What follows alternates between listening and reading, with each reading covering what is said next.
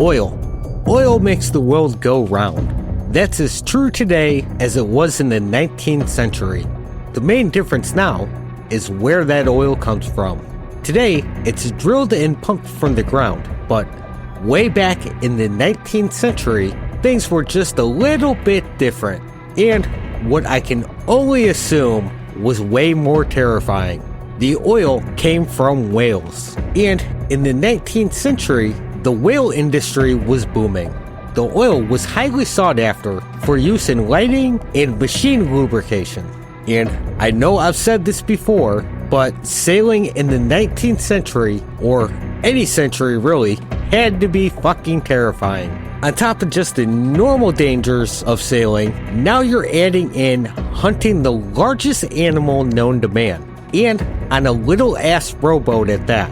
Nope, I'll pass on that. Cause sometimes, just sometimes, these big ass whales say nope, not today, and attack. Which is exactly what happened on November 20th, 1820. While on a whaling expedition, the Essex was attacked and sunk by a large sperm whale. The 20-man crew would survive the attack, but were trapped on these little-ass whaling boats on the open ocean thousands of miles from land. So, what happened? I'm Andrew, and this is History's a Disaster.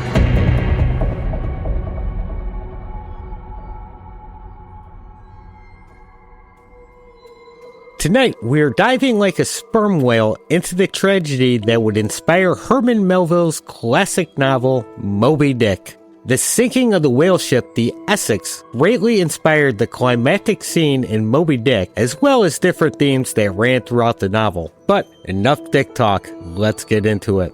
The sinking of the Essex was the most famous maritime disaster in the 19th century. Of the 20 men that set sail from Nantucket, the whaling capital of the world at the time, only 8 men would survive the voyage to return home by different routes after being separated in their desperate fight for survival on the open ocean. And just a little note on the episodes, the main source of research was The Heart of the Ocean by Nathan Philbrick, and tonight's episode will also be featuring graphic displays of what would be considered animal cruelty, so just a little warning. Now, the Essex was crewed by Captain George Pollard Jr., First Mate Owen Chase, Second Mate Matthew Joy, boat steerers Benjamin Lawrence, Obed Hendricks, Thomas Chappell, Steward William Bond, sailors Owen Coffin, Isaac Cole, Henry DeWitt, Richard Peterson, Charles Ramsdell, Barzilla Ray, Samuel Reed, Isaac Shepard, Charles Shorter, Lawson Thomas, Seth Weeks, Joseph West, William Wright, and finally cabin boy Thomas Nickerson.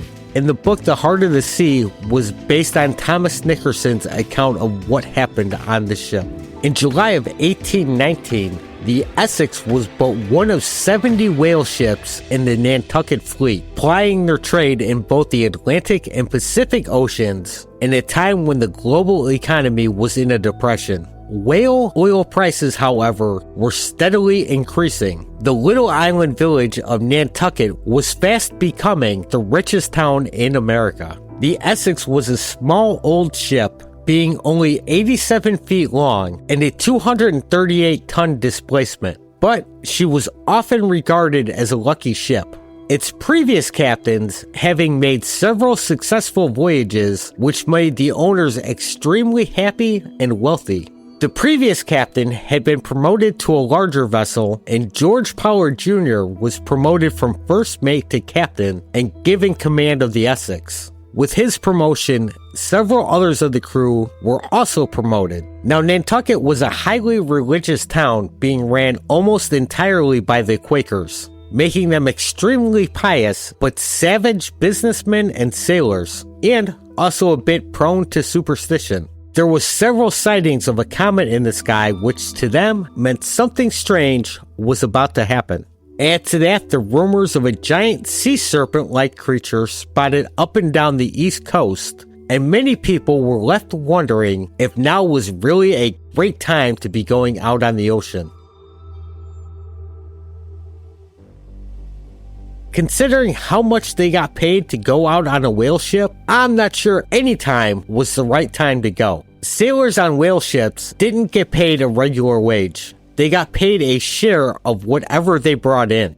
For example, the cabin boy of the Essex on the previous voyage received a 198th share, with the Essex bringing in a total of $26,500 on its previous voyage. The cabin boy was paid after all his expenses were paid, since you know damn well the owners are going to nickel and dime you for whatever they can, a whopping total of $150 for a 2-year voyage, which was obviously not great even back then. Granted, he got free room and board and a ton of experience as a whaleman from the voyage. He still didn't get paid shit compared to what the owners made. The crew members on a Nantucket whale ship were also expected to help prepare the ship for the voyage. In effect, they were giving free labor. This was a practice that was pretty much only done in Nantucket. Through the month of July, there was a lot of work being done on the Essex. The entire upper deck was rebuilt. It was pulled up and the hull was recoppered. The Essex was 20 years old at this point and was getting near the point of having to be retired. There was some suspicion at the time that while they rebuilt the entire top half of the ship, they may have cheaped out on fixing up anything below the waterline. Ship owners were notoriously cheap, and the owners of the Essex had just purchased a newer, larger ship, so most likely didn't want to spend much on such an old ship. It's also well known that owners often cut corners in under-provisioned ships, meaning they didn't send enough things like beef or hardtack, because why spend money on food? It's not like people need to eat or anything. By the end of July, the Essex was nearly ready to go, but still only half crewed. Being a brand new captain, Pollard had to defer to more experienced captains when it came to picking his crew, and all that was left was the ones no one else wanted. And since there was no one left to fill the remaining spots, they had to rely on non-Nantucket sailors to fill the crew. So they contacted an agent in Boston to get as many black sailors as they could find. Outside of Nantucket, taking work on a whaling ship was kind of a last resort, bottom-of-the-barrel situation for most. It was not a very desirable position, which will become painfully obvious later in the episode. As they waited for more men, the Essex was loaded up with what provisions and stores they'd need for the voyage. With thousands of gallons of fresh water, tons of food, and lots of whaling equipment, harpoons and lances and shit like that. By this time, 7 black sailors had agreed to join the voyage and were on their way to Nantucket. While they would never be considered as equals to anyone from Nantucket, and no one really was, they were a bit snobbish about anyone not born on Nantucket. They would get paid the same as anyone else. Everyone got paid according to their rank. They didn't give a damn about shit like race. Out on the ocean, they had to rely on any man aboard regardless. Although, I'd be lying if I said racism didn't play a small part in how they were treated aboard ship. By August 11th, everyone except the captain was aboard ship, and they had one final opportunity to party it up with another whaling ship, the Chile, without the captains there to rain on their parade. That night, while the two ships partied, another rumor of a bizarre omen was circulating town. Swarms of grasshoppers were spotted covering the earth and tearing up the turnip fields. And for both these ships, the comet and the grasshoppers, along with talks of sea serpent, would spell disaster for both voyages. The Chile would spend nearly 4 years at sea and return with barely a quarter of its holds filled with oil, making it more of a financial disaster than anything, but a disaster nonetheless, and nowhere near as dark as what was about to unfold for the crew of the Essex. On August 12th, Captain Pollard would join the crew on the Essex. This was his first time being in command of a ship. But since he'd spent nearly the entirety of the last 4 years on board the Essex as either the first or second mate, no one with the exception of the previous captain knew her better. With everyone now on board, they were ready to go.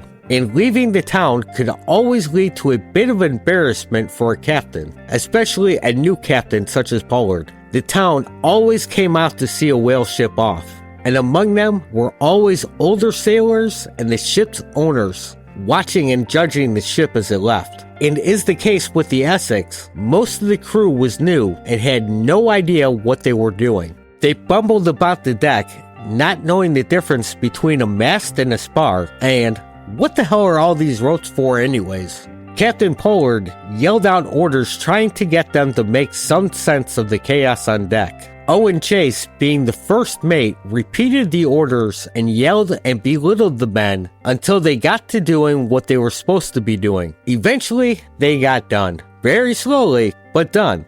And they were finally on their way.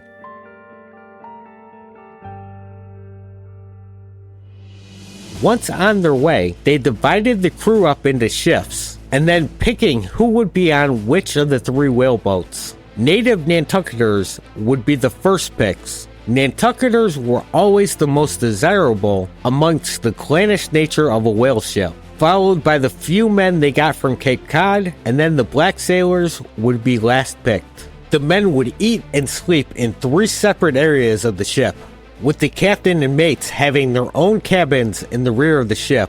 Just forward of them was steerage, where the boat steerers and any Nantucketers would eat and sleep. And at the very front of the ship was the forecastle, an extremely cramped and dark area separated from steerage by the blubber room. And of course, they put the black sailors in the worst area, but they made the best of it. In the most forward part of the ship, they didn't have to worry about being constantly watched by officers or having to keep quiet. They had their own little world where they were a bit more free to sing and dance and smoke and do shit that the white sailors back in steerage couldn't do, since they had the officers of the ship right there to put a stop to it. By the next day, many of the first-timers were seasick, and the Nantucketers had the perfect cure for that. They'd tie a piece of pork fat to a string, and the seasick sailor would swallow it, and then they'd yank that shit back out again. And if you still felt sick after that, they'd do it again till your symptoms went away. Yeah, nope, I'd be good at just watching it happen to someone else, cause, well, fuck that.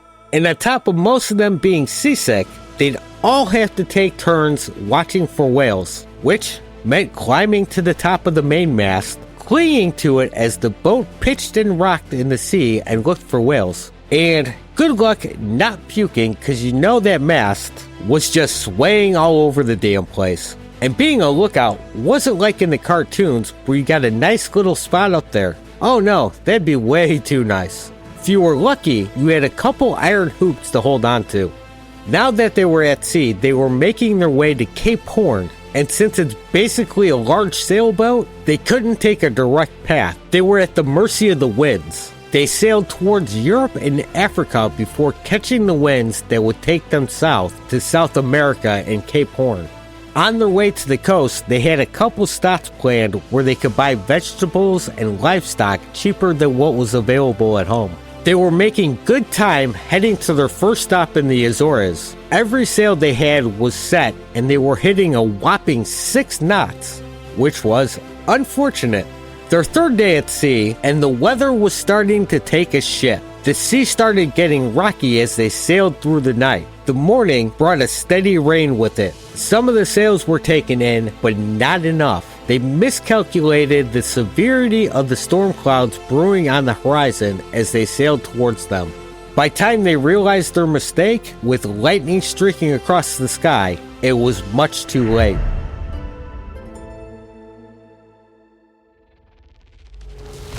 They tried to turn from the storm, but the Essex was way too slow. The wind slammed broadside into the ship. The ghastly sound of the wind ripping through the rigging and tearing at the sails unnerved the new sailors. The wind pushed and pushed against the side of the ship. The ship's keel and ballast, weighing the ship down, at first refused to bow to the pressure, eventually relented.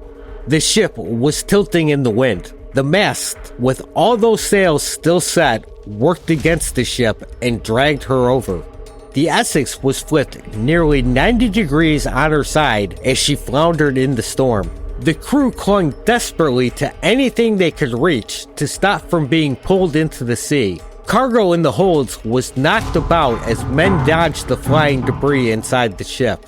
2 of the whaleboats on the port side were smashed beneath the sea. The cookhouse was smashed by the heavy stone and cookware and damn near tore from the ship. With the hull blocking the wind, there was a moment of calm on the deck.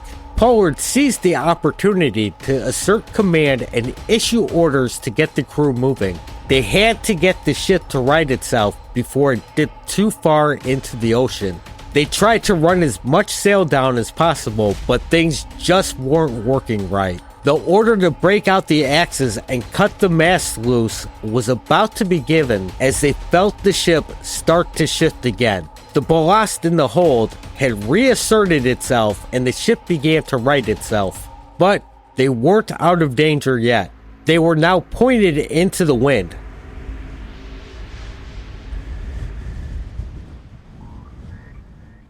The wind was no longer a squall, but was pushing hard into the sails. The whaleboat at the rear of the ship took a beating as the Essex was pushed backwards. The masts howled and groaned as they were pushed in ways not designed to go. The possibility of losing all 3 masts was real if they decided to come down. The ship eventually turned enough to fill the sails and send them in the right direction. The Essex, however, had suffered severe damage from the storm. The cookhouse was gone. Most of its mainsails were ripped and useless. The 2 portside whaleboats, along with all the gear, was smashed and washed away. The stern whaleboat was crushed, but with a lot of work fixable. However, this would leave them with only 3 boats. A normal whale ship used 3 boats with 2 spares, so not a good position for the crew to be in. After a discussion between the officers, the decision was made to continue onto their first provisioning stop in Azores rather than returning to Nantucket for repairs. They figured they could pick up a few spare whaleboats at the port. Plus, there was the fear if they returned to Nantucket that many of the crew would abandon ship and not return, and many of them probably would have. More than just a few regretted their decision to go on the voyage as they repaired the ship and sailed on. Before reaching Azores, they ran across the beached whale ship that had hit some rocks offshore and beached the ship before it could be sunk. The Essex managed to buy the lone whaleboat they had left, and it was an old leaky piece of shit, but at least it was better than nothing. Afterwards, they made it to the harbor at Azores and traded a barrel and a half of beans for 30 skinny-ass pigs. So, the deck of the Essex was filled with the sounds of these squealing pigs and smelling like pig shit, and I bet the smell went real well with anyone still seasick. After leaving and passing the equator, the Essex finally found what they came out for. The lookouts gave a shout of, "There she blows!" The signal a whale spout had been spotted. Finally, after 3 months of not seeing anything, a whale had been spotted. And with that, the orders were shouted and the whaleboats were prepped. Harpoons were sharpened one last time as tubs of harpoon lines were loaded. Now they waited. Once the ship was within a mile of the whale, it was brought to a standstill. The whaleboats were lowered as the crews manned them. The Essex would be left with a crew of 3 as the whaleboats went after their prey. With the whaleboats in the water, the competition began. The first to get to the whale would get bragging rights and determine who was the better crew. They gave it their all as they rowed and bore down on their unsuspecting prey. With the captain or mate encouraging their men on faster and faster, they pushed forward. In the end, it would be first mate Owens Chase's boat that got there first. They were now within feet of the whale, perfect for the harpoon. Now it was up to Benjamin Lawrence, a novice harpooner who just spent a mile rowing hard to harpoon the giant whale. He braced himself for the throw, terror filling him as he eyed the whale and Chase urged him on. But before he could lift and throw the harpoon, the boat cracked and splintered, sending the crew flying.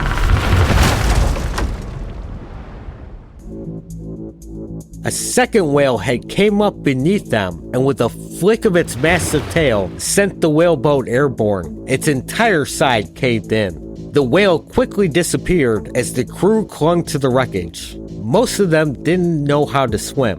Most sailors at the time never learned. The other two crews had to abandon the hunt and rescue Chase's crew, and it would take several days for his smashed whaleboat to be repaired, just in time for more whales to be spotted. And this time, Chase's crew would succeed. A harpoon was hurled and slammed into the side of the whale, securing the tiny whaleboat to the massive creature. The harpoon does not kill the whale. Instead, it sends it into a frenzy. The whale drags the boat along for miles, getting up to speeds of 15 to 20 knots, bouncing and banging the boat around the entire time. Once it starts to tire itself out, the crew pulls on the harpoon line, pulling them inch by inch to the massive beast. Once near it, Chase makes his way to the front of the boat, taking out the 12-foot-long killing lance, using its sharpened end to pierce the whale over and over. The water surrounding the boat runs red as the whale is pierced. Chase stabs and wiggles the lance in the beast as he searches for the coil of arteries near the lungs. Once he hits the mark, the whale starts to choke on its own blood, spouting a 15-foot geyser of blood and gore into the air. With the whale drowning in gore, the blood-covered crew quickly backed the boat away. In its death throes, the whale beats at the water with its tail, snapping its jaws in the air as it vomits undigested fish and squid, and then it just stops. The whale falls motionless, floating belly up in a pool of its own blood and vomit. Now the hard work begins. They had to tow the whale head first back to the Essex. With the weight of the whale, they were lucky to go 1 mile an hour. It would be after dark before they'd make it back to the Essex. And once at the Essex, the butchery began. The whale is secured to the side of the ship and a cutting plank is lowered. The crew hacks a hole into its side above the fin and sets a giant hook into it. The hook is attached to a block and tackle system on the ship, attached to the windlass. The ship creaks with the strain as the hook is pulled up. The crew continues to cut the start of a 5-foot wide strip into the whale's side. The hook continues its pull upwards, ripping a 20-foot long strip from the whale. It's hoisted up into the ship and dropped into the blubber room where it's chopped up into smaller pieces. The crew continues until all the blubber has been removed from the whale, and once it's completely stripped, its massive head is cut off. The head of the whale is nearly a third of its length, and once it's hoisted on deck, they cut a hole into a cavity in the skull. The cavity can hold almost 500 gallons of spermaceti. They use buckets to get as much of the sought-after oil. The deck of the Essex is covered in spilled oil and blood as they work. After stripping the whale, they dig in its intestines for ambergris, a fatty substance used in perfumes and is rather expensive. Finding this would be a nice bonus for the crew. And once they were done stripping and mutilating the corpse, they cut it free and just dumped it in the ocean.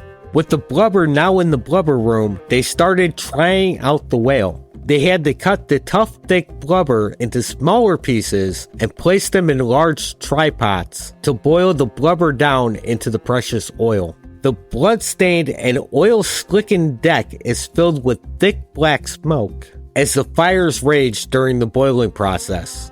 For 3 days, the fires burn as cask after cask is filled with the boiled down oil. The crew takes on a demonic appearance, red-rimmed eyes from the smoke and covered in blood and oil. The experienced sailors wore the same clothes until the trying out process was over. Some of the new sailors, disgusted by the blood and oil, chose to change clothes and quickly destroyed every stitch of clothing they had, which forced them to buy new clothes from the ship's slop chest at extremely marked up prices, of course. The slop chest was the maritime equivalent of a company store, so this would end up costing them nearly everything they would potentially earn on the voyage. Nearing Cape Horn, they had now been at sea for 4 months with only the single whale to show for it. The fear the voyage would take much longer than 2 years increased the tension among the crew. along with food being another major point of discontent among the men. While the officers got to sit at a table with plates and silverware and enjoy all the vegetables and salt pork when fresh meat wasn't available they could eat, the rest of the crew weren't so lucky. Down in steerage and forecastle, they sat around a large wooden tub on their sea chest. Inside the tub was a salty-ass hunk of meat that had been sitting in seawater for a day to make it soft enough to chew. And for utensils, they used whatever knife they had and a spoon, along with a tin cup for coffee or tea. And instead of vegetables and fresh bread, they had hardtack. That hard-as-a-rock sea biscuit they usually needed to be soaked in water to soften it up. And when the men dared to complain about their food, Captain Pollard tore them a new one. Threats of flogging and much worse were made. The captain had shown his backbone, and there would be no further complaints about provisions.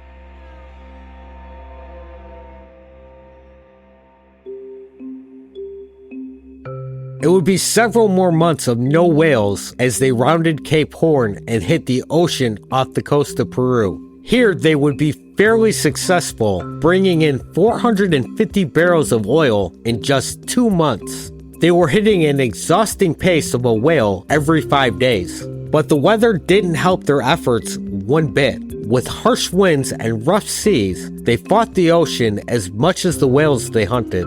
The rapid pace of the hunt helped to turn the green whalemen into experienced ones. They became desensitized to their grisly work and saw the butchery as nothing more than a means to an end. Not only in terms of money, but each cask, each drop of oil was one step closer to what they all wanted, to go home. Soon they would move on from Peru to an area of the ocean they knew as the offshore grounds, where whales congregated around November. They had just 2 more stops to make. One in South America to get fresh fruits, vegetables, and water. Then it's on to the Galapagos to get some turtles. And that is where we're going to call it a day. Come back next week for more fun on the Galapagos Islands and the cruise adventure into the offshore grounds. Thanks for listening, and if you liked the show, please consider leaving a rating or review on your app of choice. And follow the show on social media at History is a Disaster on Facebook, Instagram, and a few others. And share the episode, because sharing is caring, and if there was more caring in the world, maybe history wouldn't be a disaster. Thanks and goodbye.